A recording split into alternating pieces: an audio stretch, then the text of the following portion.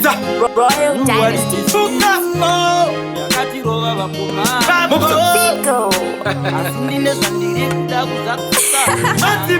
Kaolite ndakaenda kumusha kuti timbonofara tese nemachembere. Ndakasvika kwakazara kumusha nevazukuru vanasekuru nemachembere. Mufaro waivepo wakawedzerwa, panyuye takafara kusvika taedzerwa. Musi wafo ndikati ndakudzokera, tina kurara vanhu vachirondedzera. Asi zvavakareva ndakanzwa, ambuya vakanditi ukaenda kudhorobha usati kanganwe tafadzwa, utirangarire tafadzwa.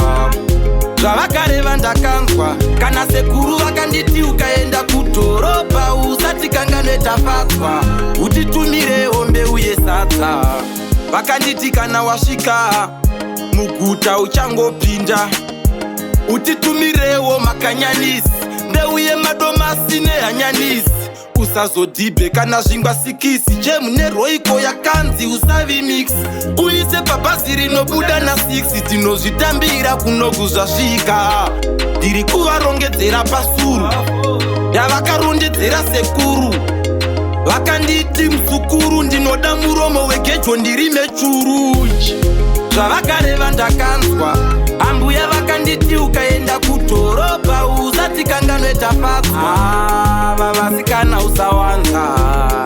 Zvavakareva ndakanzwa, kana sekuru vakanditi ukaenda kudhorobha usati kanganwe tafadzwa, utitumirewo mbeu yesadza. Kaolite ndakaenda kumusha kuti timbonofara tese nemachembere. Ndakasvika kwakazara kumusha nevazukuru vanasekuru nemachembere. Mufaro waivepo wakawedzerwa, panyuye takafara kusvika taedzerwa. Musi wafo ndikati ndakudzokera, tina kurara vanhu vachirondedzera. Asi zvavakareva ndakanzwa, ambuya vakanditi ukaenda kudhorobha usati kanganwe tafadzwa, ava vasikana usawanza.